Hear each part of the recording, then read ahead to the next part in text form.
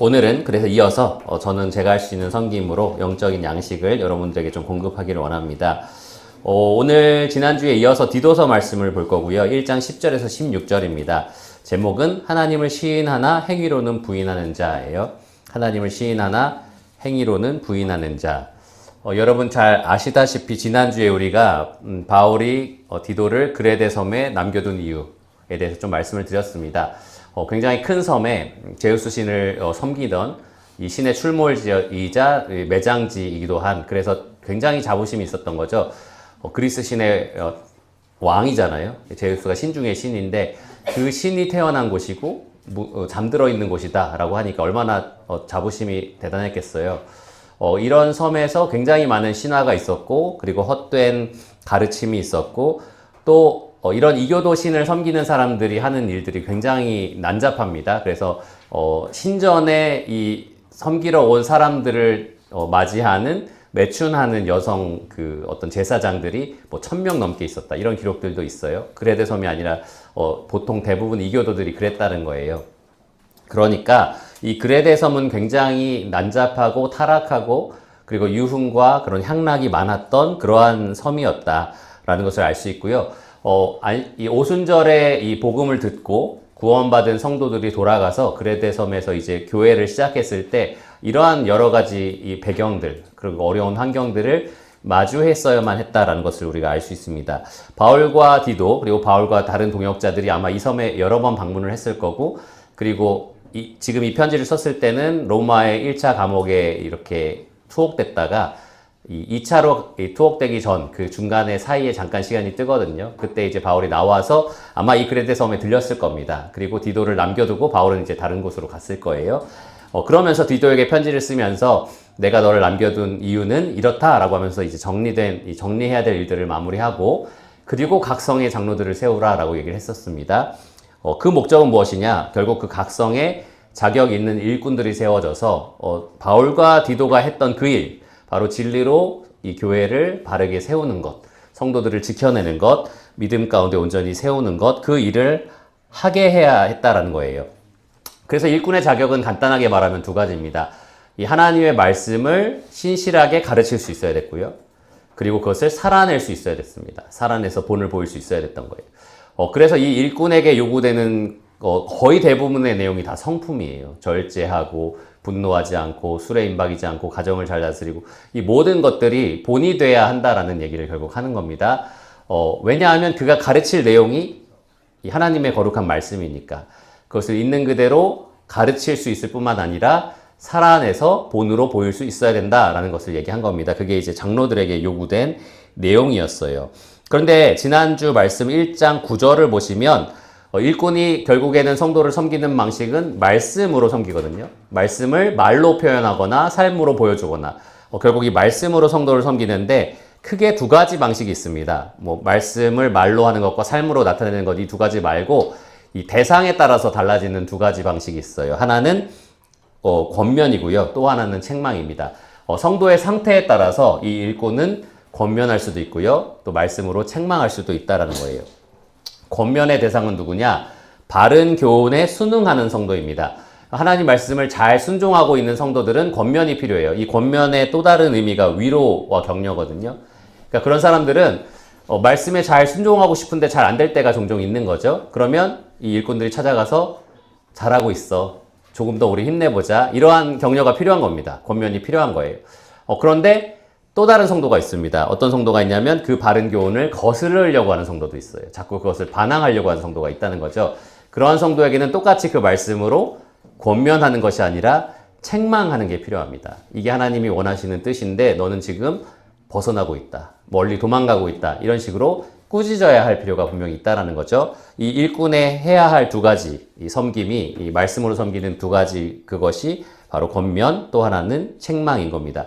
여러분 지금 어린이집, 유치원 이런 데서 가르치는 선생님들이 계실 텐데 마찬가지예요. 아이들 중에서도 선생님 말씀 너무너무 착실하게 잘 따르는데 그날따라 좀 힘들어하고 울고 있고 막 이러면 선생님 보통 뭐라고 해요? 아이고 괜찮아, 잘했어 이렇게 할 거 아니에요? 왜냐면 얘는 늘 순종하는 아이였으니까. 근데 계속 물건 던지고 애들하고 싸우고 이런 애야. 그러면 아이고 괜찮아, 위로해줘, 이렇게 안 하잖아요. 그쵸?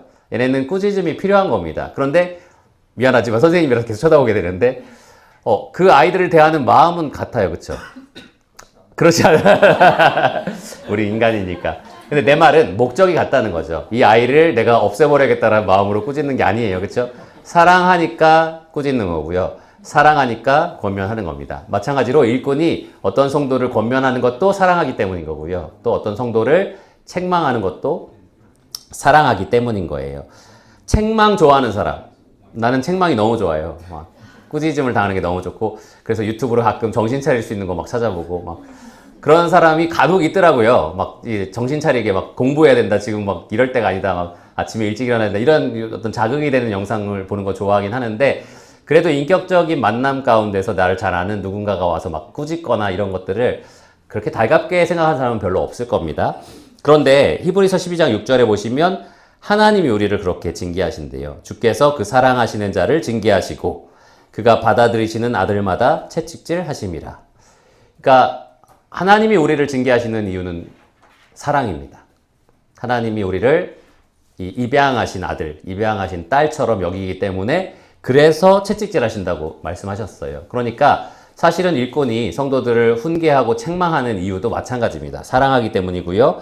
그 사람들이 하나님의 자녀이기 때문에 그렇게 하는 겁니다. 거짓 교훈에 미혹된 어떤 한 성도는 개인의 삶을 망칠 뿐만 아니라 그 성도가 속한 가정이 무너지고요. 그리고 그 가정이 포함된 교회까지도 영향을 주기 때문에 정말 사랑한다면 아유 내가 말해서 뭐해 그리고 뒤로 물러나 있고 이렇게 하는 게 아닌 거죠. 그 사람들을 보호하기 위해서 지켜내기 위해서 반드시 이 자기 희생적인 그리고 적극적인 섬김으로써 책망이 필요한 겁니다. 제가 지금 교회 인도자이지만 그리고 이 역할을 해야 될 사람이지만 솔직히 말해서 책망이 즐겁지 않아요. 저도. 아싸 오늘은 어떤 성도님한테 가서 꾸짖을까? 막 이렇게 할 수 있는 사람이 누가 있겠어요. 그렇죠? 그냥 지나가고 그냥 모른 척하고 차라리 이걸 안 봤으면 내가 이걸 몰랐으면 이럴 때가 있지. 그 어떤 소식을 들었을 때 그 사람이 어떤 죄에 오래 빠져있다는 소식을 들었을 때 이번에 가서 또 어떻게 내가 좀 불같은 화를 내볼까 뭐 이런 생각하는 사람이 없단 말이죠. 이게 굉장히 자기 희생적인 일인 겁니다. 굉장히 어려운 일이에요. 그리고 굉장히 많은 노력과 많은 기도와 그리고 많은 자기 어떤 자아를 죽이는 일, 겸손하고 온유해야 되니까 막 성질대로 육신적으로 화낼 수 없는 일인 거잖아요. 온유하게 잘못을 바로잡는 그 일이 영적인 전쟁과 같거든요. 근데 그런 일들을 감당하는 것은 진짜로 사랑으로 하는 일인 거예요. 물론 잘해야 되지만 어쨌든 이것은 사랑이다라는 겁니다. 오늘 설교는 조금 이런 방식으로 전하려고 하는데요. 먼저는 그러면 그레데 섬에 책망받을 만한 사람들이 어떤 종류였느냐, 어떤 특징을 보였느냐를 먼저 살펴볼 거고요. 그것이 오늘날 우리와 완전히 동일하지는 않거든요. 이 당시만의 풍습과 문화와 상황이 있어서 그렇습니다. 그러니까 오늘 이 시대에 이 책망받아야 될 성도들의 일반적인 특징은 무엇인지 세 가지를 좀 원칙적으로 찾아보려고 해요. 그게 두 번째 항목이고요. 마지막 세 번째로는 그러면 그런 책망받은 일이 있는 사람들에게 우리가 어떻게 해야 하느냐, 이 본문에 나와 있는 두 가지 명령을 좀 살펴보겠습니다. 먼저 그레데 교회에 책망이 필요한 성도의 특징을 좀 살펴볼게요. 본문 말씀에 보시면 10절에 이 그레데에 발생한 특별한 문제의 주범이 유대교다라는 것을 우리가 알 수 있습니다. 이들 가운데 속이는 사람, 거짓말하는 사람, 불순종하는 사람들이 많은데 특별히라고 하면서 누가 있대요? 할례파 가운데 특히 그렇다라고 얘기를 하죠. 할례파라는 말 자체가 할례를 중요하게 여겼던 유대교인들을 말합니다. 그러니까 유대인들이 아니라 유대인이었으나 기독교로 개종한 사람들인 거죠. 그래서 교회 안에 있기는 한데 유대교의 영향을 오랫동안 받아왔던 사람들인 겁니다. 특별히 할례파라고 했을 때 그냥 그들의 어떤 인종적인 종교적인 특징을 가리키는 것만이 아니라 여기 특별히 잘못된 가르침, 거짓 교훈에 대한 얘기를 하고 있잖아요. 그러니까 자기들이 오래 묵혀왔던 그 생각들을 교회 안에서 자꾸 말하게 되는 거죠. 할례를 그래도 받아야 되지 않겠어? 아브라함에게 하나님 명령하신 거고 영원토록 지켜야 된다라고 하셨는데 아무리 우리가 기독교인이고 그리스도로 믿음으로 이 의롭다함을 얻었다고는 하지만 그래도 할례는 받아야 되지 않을까라는 이야기들을 계속 이제 교회 안에서 한 겁니다. 14절에도 보시면 그래서 이들이 멀리해야 될 대상들에 대해서 순종하지 말아야 될 대상에 대해서 유대인의 허탄한 이야기라고 얘기를 합니다. 그러니까 유대인 그리고 유대교의 영향이 분명히 있었다는 거예요. 그레데 교회의 문제의 주범이 이 유대교에 있었다라는 것을 우리가 알 수 있어요. 이 그레데 섬에는 이 오래된 고문서에 보면 유대인들이 옛날부터 많이 살고 있었다라는 것을 우리가 알 수 있습니다. 그러니까 이 교회가 세워졌을 때 유대인들 중에서 회심한 사람들도 꽤 있었을 거예요. 그런데 그들은 율법을 철저히 지켜서, 그러니까 행위로서 우리가 하나님의 의로움을 얻어내야 한다라는 것들에 쉽게 유혹을 받는 사람들이었습니다. 그래서 여러분 성경에 보시면 여러 서신서에서 이 문제를 다루잖아요. 너희가 은혜로 받는 복음에 대해서 들었는데 다시 율법으로 돌아갈 거냐? 계속해서 이렇게 꾸짖는 장면들을 많이 보게 됩니다. 특별히 이 문제는 초대교회가 시작될 때부터 시작됐었어요. 그래서 여러분 잘 아시는 사도행전 15장에 보면 사도들이 모여서 회의까지 엽니다. 교회 안에 유대인들이 있고 이방인들이 있는데 이방인들이 할례도 안 받고 율법도 안 지키고 그러면서 생활하더라. 유대인들이 그러면 너네 구원 못 받아, 이런 얘기들을 한 거예요. 그러니까 예루살렘에서 사도들이 다 모여가지고 무엇이 옳으냐라는 것들로 논의를 합니다. 그리고 결론적으로는 베드로가 이런 말을 했어요. 그들이, 헬라인이 우리와 유대인들과 동일하게 주 예수의 은혜로 구원받는 줄을 믿노라, 이렇게 얘기를 합니다. 그러니까 사도들이 여기에 대한 정리를 해버린 거예요. 더 이상 논쟁하지 마라. 더 이상 이런 잘못된 가르침에 흔들리지 마라. 모든 교회에게 우리가 편지를 써서 보냈는데 이걸로 끝이다 라고 얘기를 한 거죠. 우리는 믿음으로 구원받는다. 율법은 멍해다. 우리도 지지 못했던 멍해니까 이방인들한테 지우지 마라. 이런 식으로 얘기를 했던 거예요. 그렇게 정리를 했지만 아까 말씀드린 것처럼 갈라디아서, 그리고 우리가 살펴보고 있는 이 목회서신서 중에 하나인 디모데전서, 이런 데 보면 계속해서 이 유대교적인 거짓을 계속해서 몰아내기 위해서 사도가 굉장히 애쓰는 것을 보게 됩니다. 여기 갈라디아서 4장 9절에 보면 날, 달, 절기, 해 등을 지키는 것을 꾸짖어요. 그러니까 유대인들에게 있어서 절기 중요했잖아요. 오순절, 초막절, 굉장히 중요한 절기들을 구원받았다고 해서 그냥 오늘 평일하고 똑같은 날이야 이렇게 보내기가 굉장히 어려웠던 거예요, 유대인들에게는. 그러니까 다시 옛날 방식을 고집하게 되는 거죠. 그러니까 바울이 그런 걸로 다시 돌아갈 거냐, 이렇게 갈라디아서를 통해서 꾸짖습니다. 그리고 디모데전서에서도 보면 디모데에게 에베소 교회를 이렇게 가르쳐라, 올바르게 가르쳐라 라고 얘기할 때 그들이 신화와 족보에 몰두해 있다라는 얘기를 했어요. 우리는 아브라함의 자손이야, 우리는 아브라함의 혈통이야, 이런 것들에 이제 이 그리스도인들이 흔들렸던 거죠. 그리고 디모데전서 4장 3절에도 보면 혼인이나 특정 음식을 금하는 것의 문제도 또 얘기를 합니다. 유대인들은 부정한 음식, 정한 음식 굉장히 중요했잖아요. 이걸 얼마나 오랫동안 지켰어요. 근데 우리가 기독교인이 됐다고 해서 갑자기 부정한 거 막 먹기 시작하고 이런 게 어렵다라는 겁니다. 그러니까 이런 문제가 교회 안에 있었던 거예요. 오늘 본문에서도 보면 바울은 디도에게 15절에 이런 말을 했습니다. 15절을 보시면 깨끗한 자에게는 모든 것이 깨끗하나 더럽고 믿지 아니하는 자들에게는 아무것도 깨끗한 것이 없고 오직 그들의 마음과 양심이 더러운지라 라고 얘기를 했어요.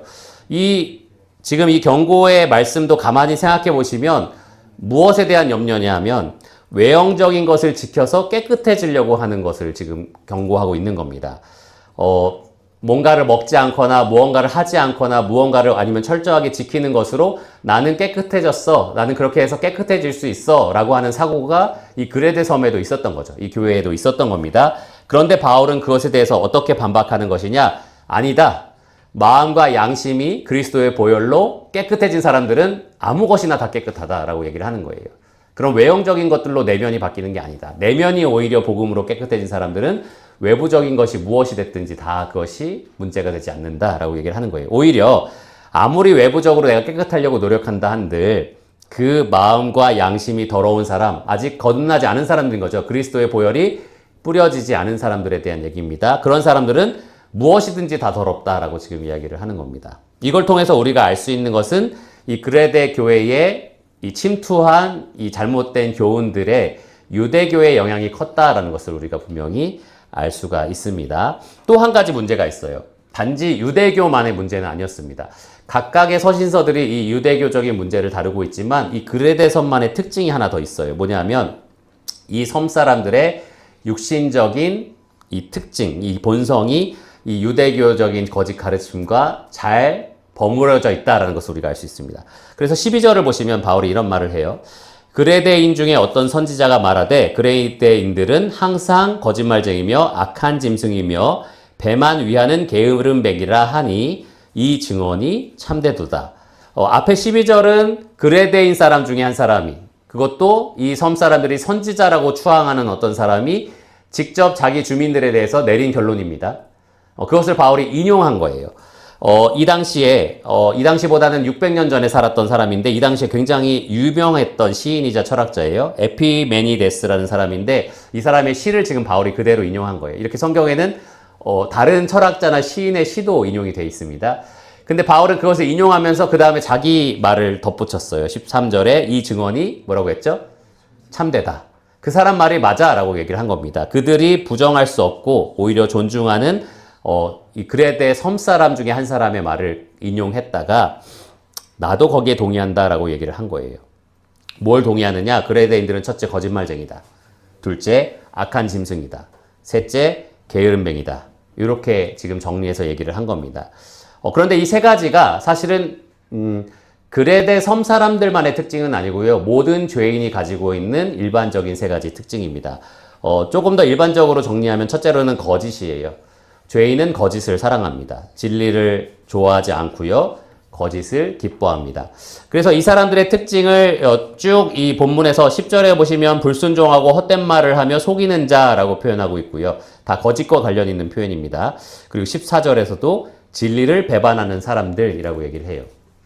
특징이 그렇다는 거죠. 진리가 왔을 때 그것을 기쁘게 수용하는 것이 아니라 떨쳐내려고 하고, 그리고 진리에서 왜곡된 거짓을 기뻐하고 받아들이려고 하는 사람들.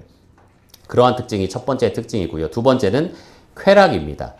여기 지금 악한 짐승이라고 표현되어 있는데, 여러분 짐승은 특징이 어떻죠?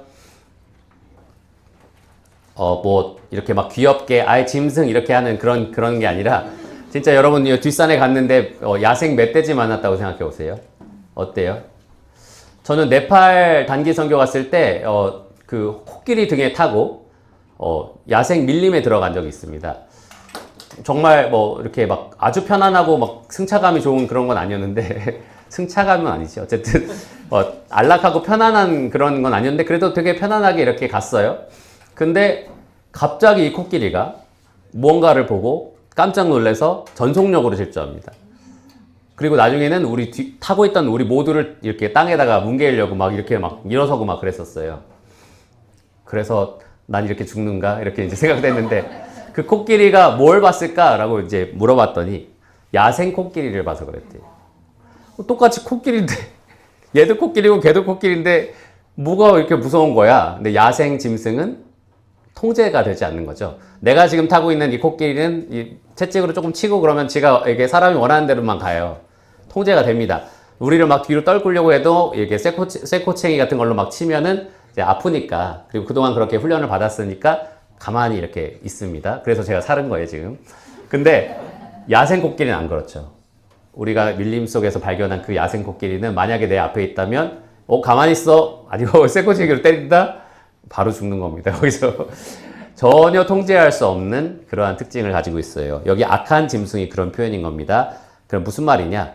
쾌락대로 한다는 거예요. 내 욕구대로 행동한다라는 겁니다. 선한 행실을 맺기 위해서 자기를 절제하고 통제하거나 하지 않는 거예요. 그런 룰에서 벗어나는 겁니다. 그냥 내 욕구가 하고 싶은 대로, 육신이 원하는 대로 그렇게 행동하는 거예요. 오늘 본문 말씀에도 16절에 보시면 말로는 하나님을 시인해요. 그러니까 뭔가 하나님 말씀에 따를 것처럼 하는 거죠. 그런데 행위로는 그 통제를 받지 않는 겁니다. 말씀을 따르지 않는 거예요. 가증하다라고 되어 있고요. 모든 선한 일을 버리는 자라고 분명하게 말을 합니다. 그게 죄인의 두 번째 특징입니다. 쾌락을 쫓는 것. 그다음 마지막 세 번째는 탐욕이에요. 탐욕. 배만 위한다라는 얘기를 하거든요. 그리고 게으름뱅이다라는 얘기를 했어요. 무언가 간절히 원하는 것이 있을 때 그것을 얻기 위해서 진실이 일하고 성실하게 일하고, 그게 아니라 거짓을 팔아서라도 다른 사람의 것들을 갈취하려고 하는 그러한 탐욕을 부린다라는 이야기를 했습니다. 11절에 더러운 이득을 취하려고 마땅하지 않은 것을 가르친다라고 되어 있어요. 그래서 이 세 가지 특징이 분명하게 나타났습니다. 그레데인들의 섬 주민들의 그런 육신적인 본성인데 이것이 모든 악한 사람들의 일반적인 본성이기도 하다라고 말씀드렸어요. 거짓을 추구하고 쾌락을 쫓고 그리고 탐욕을 부리는 것. 요 세 가지 모습으로 나타났어요. 그래서 정리하면 그레데 교회에 일어난 문제는 거짓과 쾌락과 탐욕을 추구하려는 이 죄인의 욕망을 유대교라는 거짓 종교의 이름으로 채우려고 했던 문제라고 말할 수 있습니다. 유대교라는 이름 혹은 꼬리표를 붙여서 사실은 죄인이 원하는 그 욕망들을 채우려고 했던 이단적인 가르침 문제였습니다. 그리고 이것은 참 복음을 크게 위협하고 있는 상황이었던 거예요. 자, 그러면 지금까지 설명드린 이 그레데 섬들에서 가지고 있었던 이 거짓 교훈의 특징이 오늘날 교회에서는 어떻게 발견되느냐, 이걸 좀 찾아보도록 하겠습니다. 지금 현재 교회에서 유평교회나 아니면 현대 모든 교회들에서 일반적으로 성도가 받고 있는 이 영향, 거짓의 영향이 유대교다라고 말할 수는 없을 거예요. 그렇죠? 우리가 지금 속고 있는 여러 가지 거짓들이 있는데 이 출처를 이제 우리가 따라가다 보면 결국 유대교인들이 있어서 그래. 우리 교회 안에도 보면 할례파들이 있어. 이렇게 말할 수 있는 건 아니라는 거죠. 사실 그렇지는 않으니까요. 그러나 이런 건 생각할 수 있어요. 유대교가 추구했던 것처럼 행위로서 하나님께 호의를 얻고 의를 얻어내려고 하는 그런 이단들은 아주 오랫동안 교회 안에서 사실은 있습니다. 그리고 교회에서 어려움이 되는 것은 사실이에요.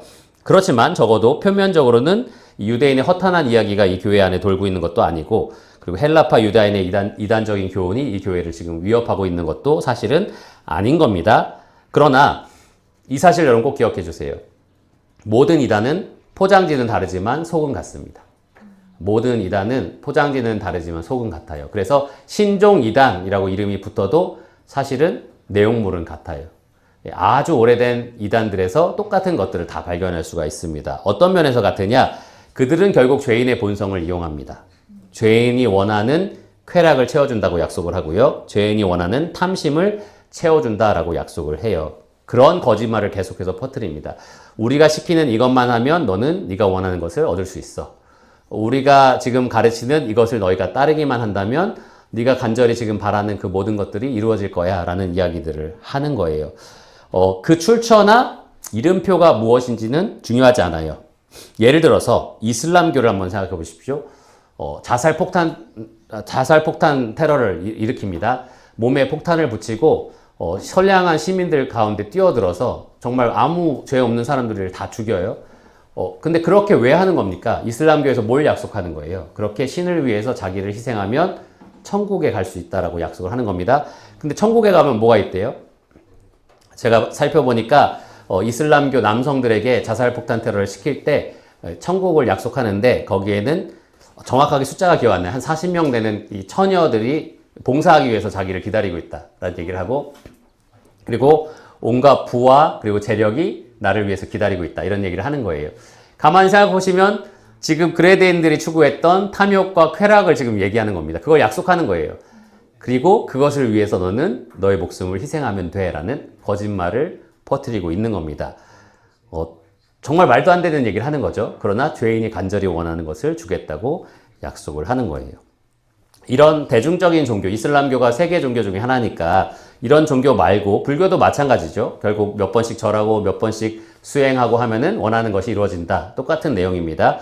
아니면 그냥 이런 시골 어딘선가에서 이루어지고 있는 토속 종교도 한번 생각해 보세요. 그냥 민속 종교, 달 보고 빌고 물 떠다 놓고 막 빌고 하는 그런 종교도 한번 생각해 보세요. 어떤 특정 신이 있는 것도 아닌데 빌면 뭐가 이루어진다는 거예요?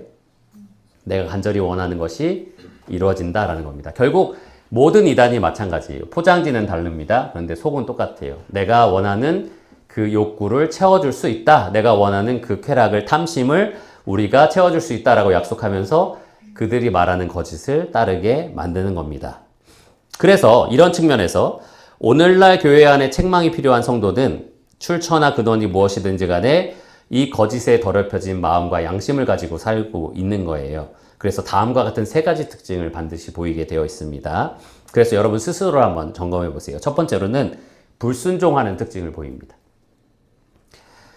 성도는 마땅히 진리로 무장해서 거짓이 들어왔을 때 내가 보는 어떤 미디어라든지 다른 사람과의 대화 속에서든지 아니면 어떤 가르치는 사람이 나한테 그런 거짓을 말해줬을 때 경고음이 울려야 됩니다. 저거 거짓이야. 경고음이 울리면서 조금 더 들어보자가 아니라 어떻게 해야 되는 거죠? 바로 끄거나 물리쳐야 되는 거죠. 그게 사실 성도가 해야 될 일일 겁니다. 적극적으로 몰아내는 일을 해야 되는 거예요. 그런데 이 교회 안에서 책망받아야 되는 성도들은 그런 태도를 잘 보여주지 않는 거예요. 그들은 오히려 그 거짓에 관심을 갖고 계속해서 귀를 기울입니다. 여기 10절에 보시면 헛된 말, 속이는 말이라는 말이 나와요. 그리고 11절에도 마땅하지 아니한 가르침이라는 게 나옵니다. 14절에는 허탄한 이야기가 나와요. 이런 것들이 이제 그레데 교회의 성도들을 유혹했던 거짓 가르침인데 문제는 이것을 수용했다는 거예요. 성도들이 이것을 거부하고 몰아내는 것이 아니라 귀 기울였다는 겁니다. 이것에 관심을 가졌다는 거죠. 그래서 이러한 것들을 지금 바울이 책망하고 있는 겁니다. 여러분, 책망은 진리를 몰라서 받는 게 아니에요. 몰랐던 것은 그냥 용서하고 회복할 수 있는 부분이에요. 그런데 책망은 아는데 따르지 않기 때문에 받는 겁니다. 내가 알고는 있는데 진리가 뭔지는 알고 있지만 그걸 내가 의지적으로 거역하기 때문에 그래서 받는 것이 책망인 겁니다. 하나님이 기뻐하시는 뜻이 무엇인지 분명히 여러분이 알게 되었고, 먼저는 알고 싶어야 되는 거고요. 알게 되었고, 그리고 그것을 알았을 때 명백히 내가 생각하는 것과 달라요. 그리고 내가 원하는 것과는 다른 거예요. 그럴 때 그래도 나는 순종하겠습니다 라고 가는 게 우리의 마땅한 자세라는 겁니다. 내 감정을 거스르고 내 의지를 꺾어야만 하는 일이더라도 겸손히 나는 이 말씀에 순종하겠습니다. 우리 아까 마지막에 불렀던 노래 있잖아요. 하나님 말씀에 두려워 떠는 자, 그 말씀에 생명을 거는 자. 그게 진리 안에 깨어있는 사람들의 모습이거든요. 근데 그게 아니라 반대로 하나님 말씀을 나를 도전하고 그리고 나의 무언가를 바꾸려고 할 때 그렇게 저는 못하겠는데요. 이런 자세들이 결국에는 이 그레데 섬에서 보였던 문제들을 우리의 가운데서도 똑같이 일으킨다라는 겁니다. 제가 몇 번 예를 들었던 것 같은데 미국에 처음 갔을 때 그때는 불법 다운로드가 뭐 당연했었어요. 저 한국에 있으면서도 그냥 쉽게 했었으니까. 당연히 지난주에 그때는 한참 무한도전 막 이런 게 있었으니까 지난주에 예능 뭐 있지? 그러면 바로 가서 다운받고 그리고 보고 그리고 저화질 받으면 안 되니까 고화질 기다렸다 보고 막 이런 식으로 계속 했었던 거예요. 미국에 와서도 당연히 그렇게 다 하지 뭐 이러면서 하고 있었는데 거기 있는 꼬마 애들이 이제 예를 들어서 어떤 영화인지 기억이 안 나는데 디즈니 영화인데 다음 주에 개봉해서 기다리고 있어요 하면서 엄청 기대하고 있는 거예요. 그래서 난 봤는데 어제 약간 그렇게 생각했는데 그 말을 참아 못하고 얘기했죠. 나는 봤어. 그랬더니 다음 주 개봉인데 어떻게 봤어요? 이렇게 그래서 그러게 막 이러면서 이제 그러면서 그때 참 부끄럽다는 생각이 들면서 말씀을 가만히 들여다보니까 하나님이 말씀하지 않으신 게 아니더라고요. 분명히 도둑질이라고 말씀을 하셨고 이게 잘못됐다고 말씀하셨고 그리고 그 사건을 통해서 저는 그것을 분명하게 깨달은 겁니다. 내 양심에 찔린 거죠.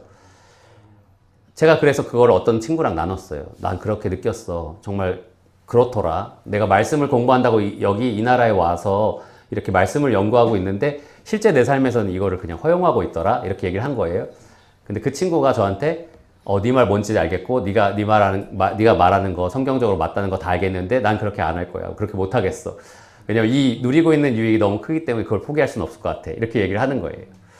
그래서 그런 지점에 여러분들이 왔을 때 꼭 불법 다운로드가 아니라 무엇이든지 간에 성경이 여러분들을 지적하고 여러분의 양심을 꾸짖을 때에 여러분이 어떤 태도를 보이느냐가 굉장히 중요한 겁니다. 아닌데 계속 할 건데 뭐 계속 이렇게 고집하는 것은 결국에는 이 하나님 말씀으로 여러분들이 책망받아야 될 불순종에 빠져 있다라는 거예요. 그러니까 여러분 그 불순종의 죄에서 돌이키시기를 바랍니다. 두 번째 특징은 부도덕이라는 거예요. 진리는 반드시 거룩한 삶을 맺고요. 거짓은 반드시 부패한 삶을 맺습니다. 여러분의 삶이 거룩하지 않고 계속해서 죄악된 열매들을 맺고 있는데 나는 진리를 따르고 있어 라고 절대 주장할 수 없는 거예요. 요한 1서에서 뭐라고 말합니까? 빛과 사귐이 있는 자는 어둠에 행하지 않는다. 너무 명백한 거예요. 빛이신 하나님과 내가 계속 사귀고 있는데 내 삶은 계속 어둠이야. 이럴 수는 없다는 거죠. 그건 둘 중에 하나인 겁니다. 빛과 사귐이 없거나 그 말은 무슨 의미예요? 나는 그냥 아직 거듭나지 않은 죄인이라는 의미인 거거든요. 물론 그리스도인으로서 죄에 넘어질 수 없다라는 말을 하고 있는 건 아니에요. 근데 그게 당연한 건 아니라는 겁니다. 그렇게 살아도 된다라고 우리가 그렇게 마음을 놓아서는 안 된다라는 거예요. 이런 야만적인 악한 짐승과 같은 삶은 우리가 이제 끝난 겁니다. 나는 이제 조련된 코끼리로서 살아가는 거예요. 하나님의 말씀으로 나는 이제 훈련된 코끼리로서 살아가는 겁니다. 아직 잘 훈련되지는 않았어요. 여전히 훈련될 게 있어. 그 야생 코끼리를 봤을 때 얘가 가만히 있었어야 되는데 나를 막 나뭇잎이 막 이렇게 막 얼굴을 치도록 막 달려가고 그러니까 위험하고 죽을 수도 있어요, 여러분. 이게 웃어서 그러지만 정말 정신없이 뛰기 때문에 막 뾰족한 이런 게 박히면 죽을 수도 있는 겁니다. 근데 살아서 감사하죠. 근데 우리는 그리스도의 종이 된 사람들이라는 거죠. 그전에는 이 죄의 노예가 된 사람들, 마귀의 종이었던 사람들이기 때문에 그가 시키는 대로 육신이 원하는 대로 그렇게 살았었어요. 여러분 잘 아시는 에베소서 말씀처럼 우리는 그전에 이 육신의 종이었던 사람들입니다. 그래서 육체가 원하는 대로 하는 그러한 사람들이었던 거예요. 그런데 지금은 그리스도의 종이 되어서 그리스도가 원하시는 대로 그렇게 살아가는 자들이 되었습니다. 그러니까 부도덕한 삶을 그냥 내버려 두면서 살 수는 없는 겁니다. 야만성을 그냥 그대로 가지고 살아갈 수가 없는 거예요. 아무리 여러분이 입술로는 그리스도께서 나의 주인이십니다. 나는 예수님의 종입니다. 라고 말해도 소용없습니다. 그 말이 진실이 되는 것은 여러분의 삶을 통해서 입증이 되는 거예요. 여러분의 삶이 진짜 여러분이 말하는 그 시인하는 그 진실을 입증하는 그러한 증거가 됩니다. 그래서 예수님도 마태복음 7장 20절에 보면 그들의 열매로 그들을 알리라 라고 말씀하셨어요. 그들의 열매로 그들을 알리라. 복음의 진리가 여러분들을 어떤 사람으로 만들어 가는지 디도서 2장 14절 우리가 살펴보고 있는 디도서 말씀에 이렇게 기록을 했습니다. 그가 우리를 대신하여 자신을 주심은 예수님 우리를 위해서 죽으신 이유예요. 그냥 죽으신 거 아닙니다. 그냥 고마워하고 감사하면서 잘 살아봐라 이렇게 주신 게 아니에요. 분명한 목적이 있습니다. 뭐라고 했냐? 모든 불법에서 우리를 속량하시고 우리를 깨끗하게 하사 선한 일을 열심히 하는 자기 백성이 되게 하려 하심이라. 부도덕한 삶이 아닌 거죠. 거룩한 삶인 겁니다. 하나님은 우리를 거룩한 삶을 사는 하나님의 종이 되게 하기 위해서 자기 백성으로 삼으신 거예요. 구원하신 겁니다. 그러니까 복음의 진리를 진짜로 믿는 사람들은 그것을 따르는 사람들은 거룩한 삶으로 나아가는 거예요. 그러나 이 그레데섬 사람들은 거짓을 따르는 것으로 인해서 모든 선한 일을 버리는 자 16절에 보시면 모든 선한 일을 버리는 자 복음은 모든 선한 일을 열심히 행하는 백성으로 삼는 건데요. 거짓은 모든 선한 일에서 멀어지는 자, 버리는 자로 만들어 버리는 겁니다. 그러니까 여러분 삶을 한번 점검해 보세요. 내 삶에 거짓이 많은가? 내 삶에 버려야 될 그런 부도덕한 면이 없지는 않은가? 아까 불법 다운로드도 있겠지만 그런 것뿐만 아니라 여러 가지 있을 수 있어요.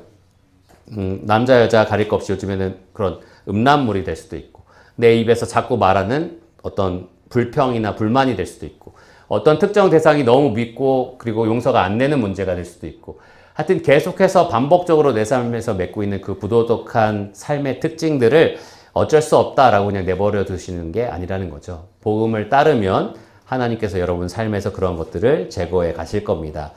그러니까 계속해서 그 부도덕함에서 여러분들을 깨우치셔야 됩니다. 세 번째, 불만족이에요. 불만족. 마지막으로 책망이 필요한 이 성도의 삶의 특징이 탐욕과 관련이 있습니다. 그래서 11절을 보시면 그레데인들이 더러운 이득을 취하려고 했다라고 얘기를 합니다. 더러운 이득. 그러니까 더럽지 않은 이득은 무엇이냐? 내가 성실하게 일해서 버는 이득. 그게 정직한 이득인 거예요. 근데 더럽다라는 것은 그런 성실함 없이 내가 다른 사람을 거짓으로 속여서 그런 이득을 얻어내려고 하는 그런 모습을 가리킵니다. 그래서 12절에 보시면 이들을 가리켜서 배만 위하는 게으름배기라고도 얘기했어요. 자기 배만 불리면 되는 게으름배기. 열심히 부지런히 일해서 자기 배를 불릴 생각을 하지 않고 남의 것들을 빼앗아서 자기 배만 불리면 되는 그러한 탐욕에 찬 사람들을 가리켜서 이렇게 말을 하는 겁니다. 그들은 가는 곳곳마다 유대교가 섞여 있는 잘못된 가르침들을 전했고요. 내가 전한 이 가르침에 대해서 너희는 물질적으로 후원하라 라는 식으로 그렇게 재산들을 빼앗았던 거예요. 그래서 이 말씀에 보시면 그렇게 모든 가정들을 무너뜨렸다라는 얘기도 합니다. 그러니까 집집마다 다니면서 그 가정들을 힘들게 했던 거죠. 갈취하는 일들을 했던 겁니다. 바울은 그들을 그렇게 노골적으로 비판을 했었어요. 근데 여러분들 지금 이 가운데서 돌아다니면서 거짓을 선포하고 돈을 받는 사람들은 없을 거예요. 그러니까 이런 정확하게 겹치는 그런 부분들은 없을 겁니다. 그런데 이들의 죄의 특징이 아까 제가 말씀드린 것처럼 탐욕이라고 말씀을 드렸잖아요. 그런 면에서 여러분 조심할 필요가 있습니다. 왜냐하면 탐심은 모든 악의 근원이기도 해요. 그리고 우상숭배라서 하나님을 마음 중심에서 몰아내고 결국에는 내가 그것을 섬기게 만드는 무서운 죄입니다. 그래서 탐심을 여러분들이 삶에서 몰아내야 한다라는 면이 이 불만족 부분하고 연결되는 적용점이라고 말할 수 있을 거예요. 여러분들이 무언가를 간절히 원하는 것 아무 문제가 안 됩니다. 나 결혼하고 싶어. 자녀를 갖고 싶어. 좋은 대학에 가고 싶어. 여러분 이미 다 대학에 들어갔다면 좋은 성적을 받고 싶어. 그런 욕망은 없나요? 빨리 방학됐으면 좋겠어. 편하게 좀 지냈으면 좋겠어. 우리 집에 좀 돈이 많았으면 좋겠어. 뭐 여러 가지 원하는 것들이 있을 수 있잖아요. 내가 좀 잘생겼으면 좋겠어. 예뻤으면 좋겠어. 뭐 여러 가지 이유가 있습니다. 근데 그 간절히 원하는 것 자체가 문제는 아니에요. 원하는 것은 정말로 문제가 아닙니다. 그런데 그 원하는 것이 너무너무 강해졌을 때, 그래서 내 마음의 중심을 차지하고 그리고 하나님에 대한 원망과 불평으로까지 쏟아질 때에, 그럴 때 그게 문제가 되는 겁니다. 왜냐하면 그 원함이 결국에 나의 신이 되기 때문에 그래요. 나의 하나님이 되기 때문에 그렇습니다. 여러분 기억하시겠지만 이 야곱과 라헬, 레아가 있죠. 그래서 서로 누가 아들 많이 낳나 경쟁을 벌입니다. 그러면서 이제 라헬이 아기를 못 낳고 막 그러니까 이제 나에게 아들을 낳게 하라 라고 얘기를 합니다. 야곱에게 나한테 아들을 낳게 하라. 근데 여기 계신 남자분들 그리고 여자분들 다 아시겠지만 남자가 조절할 수 있나요? 이렇게 하면 아들이 나오겠지? 뭐 할 수 있나요? 안 돼. 안 돼요. 그리고 내가 원한다고 해서 아기가 생기는 것도 아닙니다. 그렇죠? 그래서 사실은 하나님만 할 수 있는 일을 얘기하는 거예요. 그렇게 하지 않으면 내가 죽겠다라는 얘기까지 합니다. 그러니까 이거는 내가 진짜 간절히 원하는 거고 네가 그것을 당장 주지 않으면 나는 죽겠다라는 얘기까지 하는 거예요. 그녀에게 있어서는 아기를 낳아서 언니를 이기는 것이 그것이 정말로 강력한 욕구가 된 겁니다. 하나님보다 더 큰 원함이 된 거예요. 원함의 대상이 된 겁니다. 여러분에게 그런 탐심의 대상이 있는지를 한번 생각해 보실 필요가 있어요. 내가 정말로 너무나 간절히 원해서 이게 이루어지지 않으면 나는 너무 실망하고 그리고 하나님께 조금은 소원해지고 멀어질 것 같다라고 생각되는 그 부분이 있다면 바로 그 부분이 여러분들을 진리에서 멀어지게 하는 그런 문제가 될 수 있다라는 것을 여러분 꼭 기억하셔야 됩니다. 이게 조금 더 부정적인 영역에서 그렇다면 조금 더 긍정적인 면에서, 조금 더 적극적인 면에서 보시면 불만족스러운 게 뭔가를 한번 생각해 보세요. 지금 현재 나에게 허락하신 모든 것에 나는 감사합니다. 할 수 있어야 되잖아요. 그렇죠? 근데 그렇게 하지 못하게 하는 이유가 뭔가라는 것을 한번 생각해 보세요. 그러니까 간절히 원하는 게 이루어지지 않는 것은 나중에 일어날 일이지만 지금 당장 내가 주 안에서 행복합니다, 만족합니다 라고 말하지 못하게 하는 이유가 있다면 여러분 그 이유에 대해서 가만히 생각해 보시고 그걸 내가 얼마나 간절히 추구하고 있는지를 생각해 보시기를 바랍니다. 왜냐하면 그것이 결국에는 하나님과 경쟁하고 있는 싸움의 대상이기 때문에 그래요. 그러니까 여러분 그렇게 계속해서 여러분 마음속에 있는 탐심을 몰아내셔야 됩니다. 그러한 탐심을 가지고서는 절대로 이 복음의 진리에 따라서 살아갈 수가 없는 겁니다. 정리해서 말하면 첫 번째로는 불순종이었고요. 두 번째로는 뭐였죠? 부도덕이었고요. 세 번째로는 불만족이었습니다. 이 세 가지 특징이 여러분 삶에서 발견된다면 여러분들은 이 바울이 말한 것처럼 말씀의 깨우침, 책망, 꾸짖음을 받는 것이 지금 필요해요. 그게 여러분들이 그냥 혼나야 돼, 너 혼날 때가 됐어 뭐 이런 게 아니라 사랑으로 여러분들을 바로잡을 필요가 있는 상황이다라는 겁니다. 그럼 어떻게 해야 되느냐? 두 가지가 있어요. 첫 번째로는 바울이 그레데인들을 이렇게 책망을 했던 겁니다. 첫 번째로 11절에 보시면 입을 막으라 라고 되어 있습니다. 입을 막으라. 네. 문자적으로 해석하면 재갈을 물려라라는 겁니다. 입에 재갈을 물려서 입을 더 이상 벌리지 못하게 하라라는 겁니다. 대상이 누굴까요? 여기 11절에도 뭐라고 했죠? 그들의 입을 막을 것이다 라고 했는데요. 그들은 누굽니까? 10절에 보시면 불순종하고 헛된 말을 하며 속이는 자입니다. 그러니까 성도들 중에 이 거짓에 유혹되는 대상을 지금 얘기하는 게 아니고요. 그 성도를 유혹하는 사람들에 대한 얘기인 거예요. 그 성도를 유혹하는 사람들을 그 입을 막아서 더 이상 거짓을 우리에게 가르치지 못하도록 하라는 겁니다. 철저히 통제시키라는 거예요. 그러니까 여러분 거짓을 퍼뜨리는 것은 성도든지 아니면 이웃 사람이든지 안 믿는 세상 사람이든지 아니면 대중매체든지 여러분들이 해야 될 일은 틀어 막아야 되는 겁니다. 아니 조금 더 잘 들어보고 내가 잘 걸러서 들으면 되지? 그게 아닌 거예요. 그런 것들을 내가 듣지 않도록 철저하게 통제하는 겁니다. 옛날에 그 미국에서 그런 음란물에 자꾸 빠져있는 청년들을 이렇게 어떻게 보면 개선하기 위해서 여러분도 아실 수도 있는데 어떤 사이트에 모두가 가입하자고 약속을 했어요. 그래서 내가 검색하고 들어간 모든 정보들을 다른 청년들이 다 볼 수 있게 하는 겁니다. 그렇게 하니까 어떻게 됐을까요? 다 탈옥하고 막 다른 데로 어떤 다른 루트도 발견하고 막 그럴 수도 있겠지만, 그러나 1차적으로는 다 보호가 되는 거예요. 왜냐하면 다른 사람들이 이걸 본다고 생각하니까 들어가지 않게 되는 겁니다. 그래서 처음에 그 얘기를 들었을 때는 야, 너무 공산주의 아니야? 막 이런 생각도 했었거든요. 너무 이렇게 철저하게 막 이렇게 해야 되는 건가? 막 이런 생각을 했었는데, 그러한 어떤 극적인 노력이 필요하다는 거예요. 우리에게 급진적인 노력이 필요하다는 겁니다. 진리는 우리에게 그런 급진적인 노력을 요구해요. 왜냐하면 거짓은 정말로 죽기 살기로 우리를 공격하기 때문에 그렇습니다. 어떻게든 구원받은 성도들이 그들의 거듭난 삶을 망치게, 그러니까 정말로 그 구원에 합당한 열매와 기쁨과 만족을 못 누리게 하려고 하는 게 사탄의 목적이잖아요. 그러니까 정말 모든 수단과 방법을 동원하지 않는 겁니다. 그러니까 우리는 그걸 조절하려고 하면 안 되는 거예요. 조절하는 게 아니라 그런 악영향을 끼치는 무언가가 있다면 어떻게든 내 삶에서 차단하려고 노력을 해야 되는 겁니다. 그래서 여러분, 입을 막게 하셔야 됩니다. 거짓은 어떻게 됐든지, 누가 됐든지 무엇이 됐든지 조절하는 게 아니라 원천 봉쇄해야 된다. 한 방울만 먹으면 죽는 약들이 있어요. 뭐 청산가리 뭐 그런 거 있죠. 그래서 그 뉴스에서도 여러분 가끔 보실 겁니다. 농약을 몇 방울 넣어서 그래서 그걸 마시고 죽었다. 뭐 이런 뉴스도 보실 겁니다. 한 방울 정도는 몸에 오히려 좋다. 뭐 이렇게 생각해서 먹을 사람이 있을까요? 안 돼요. 거짓은 여러분, 한 방울도 우리한테는 해로운 겁니다.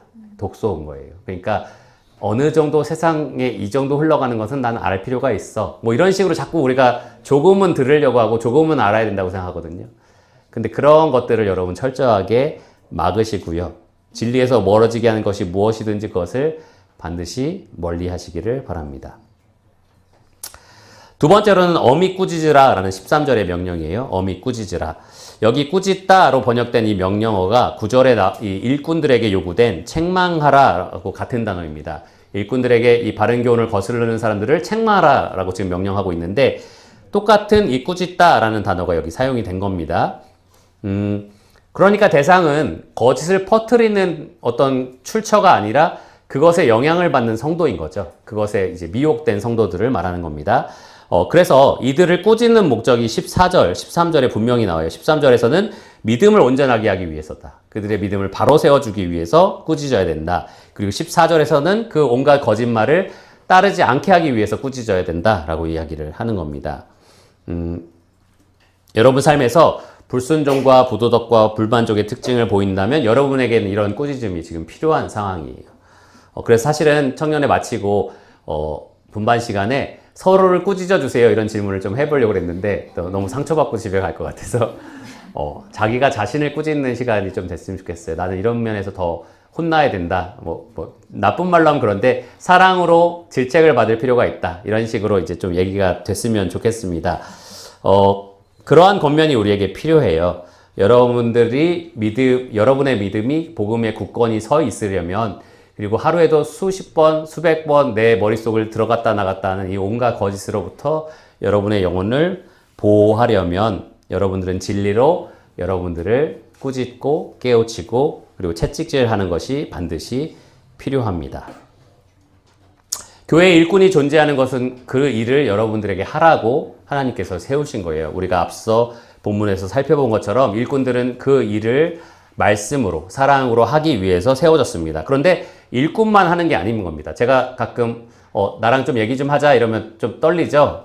두렵죠? 뭔가 혼나나? 약간 이렇게 제가 뭐 잘못한 거 있나요? 뭐 이렇게 하는 사람도 있어요. 제가 카톡으로 내일 만나서 얘기 좀 할까요? 이렇게 보내면 저녁쯤에 혹시 제가 뭐 이렇게 오는 경우가 종종 있거든요. 근데 거의 대부분 그런 일이 아닙니다. 그런데 맡은 역할이 그거긴 해요. 어떤 분들은 꾸짖음이 필요한 거고 그게 그냥 혼나야 돼서가 아니라 제가 지금까지 말씀드린 것처럼 믿음 안에서 바로 서야 되기 때문에 거짓에서 돌이켜서 복음의 진리 가운데 살아가야 되기 때문에 사랑으로 그런 돌봄이 필요한 겁니다. 그런데 이러한 돌봄을 성경은 일꾼들이 성도들에게 일방적으로 하라고 말하고 있지 않아요. 마지막으로 여러분 야고보서 한번 펴볼까요? 여기서 멀지 않은데 야고보서 말씀입니다. 야고보서 5장 제가 기침이 자꾸 나는데 송화가루 때문인 것 같아요. 야고보서 5장 19절에서 20절입니다. 찾으셨으면 다 같이 한번 읽어볼까요? 시작. 내 형제들아 너희 중에 미혹되어 진리를 떠난 자를 누가 돌아서게 하면 너희가 알 것은 죄인을 미혹된 길에서 돌아서게 하는 자가 그의 영혼을 사망에서 구원할 것이며 허다한 죄를 덮을 것임이라. 자, 허다한 죄를 덮는다라는 표현 되게 익숙하죠? 뭐에 대한 표현입니까? 사랑. 예, 사랑은 허다한 죄를 덮는다. 그러니까 지금 여러분이 읽은 이 본문이 말하는 것은 결국 사랑의 행위인데요. 이 사랑의 행위를 무엇이라고 말하느냐? 죄인을 진리에서 떠난 그 사람을 돌아서게 하는 것. 미혹된 길에서 돌아서게 하는 것, 그것을 말합니다. 그러니까 여러분이 서로를 책망할 필요가 있다라는 거예요. 여기 보시면 누가 돌아서게 하면이라고 되어 있습니다. 누구든지라는 말이에요. 그러니까 이것은 일꾼들이 성도들에게 일방적으로 해야 될 일은 아닙니다. 그러니까 역할상 그 일을 많이 하는 것은 사실이지만 사실은 성도가 성도를 지켜줘야 되는 거예요. 여러분 주변에 사실은 일꾼들 몰래 이렇게 일어나는 일들이 있거든요. 뭐 일부러 숨기려고 하진 않지만 잘 모르게 지나가는 경우가 있는데 여러분들은 스스로 아는 경우가 종종 있어요. 어떤 청년은 지금 이것 때문에 미혹되어 있다. 어떤 청년들은 이것 때문에 지금 넘어지고 있다. 여러분들은 잘 알고 있는 부분이 있단 말이에요. 그러면 어떻게 해야 됩니까? 저한테 고발을 하셔야 되는 거죠. 저한테 전화를 해서 010 이렇게 전화해서 사실은 제가 어떤 형제를 봤는데 지금 노래방에 들어가고 있어요. 뭐 이렇게 그런 게 아니고요. 여러분의 형제 자매를 만나서 이 이야기를 해주라고 지금 우리가 형제 자매로 있는 거예요. 물론 그 하는 일에 한계가 있을 수는 있습니다. 그런데 그래도 내가 할 수 있는 부분은 하는 거죠.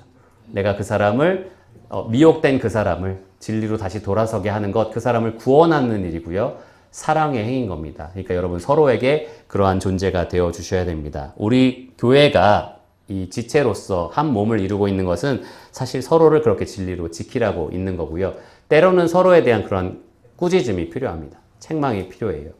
저도 지금까지 살면서 이 유평교회에서 쭉 자랐는데 친한 친구들이 몇 명 있습니다. 때로는 친구들을 통해서, 때로는 오히려 동생들을 통해서, 때로는 이제 어르신들을 통해서 책망을 받을 때도 있었어요. 책망을 받을 때도 있었어요. 그런데 그것이 지금 제가 진리 가운데 계속 행할 수 있게 하는 정말로 고마운 그리고 은혜로운 조언이 되었다라고 생각할 수 있습니다. 그러니까 여러분 두려워하지 마세요. 물론 내가 그 말을 했다고 해서 다른 형제 자매들에게 미움을 받을 수 있을 겁니다. 그러나 시간이 지나면 나를 진리로 이끌어준 그 형제 자매에게 반드시 고마워할 거예요. 그러니까 사랑과 온유를 담아서 여러분들 그렇게 서로를 목이 메이네요. 지켜주시기를 바랍니다. 그럼 기도하고 말씀 마치겠습니다.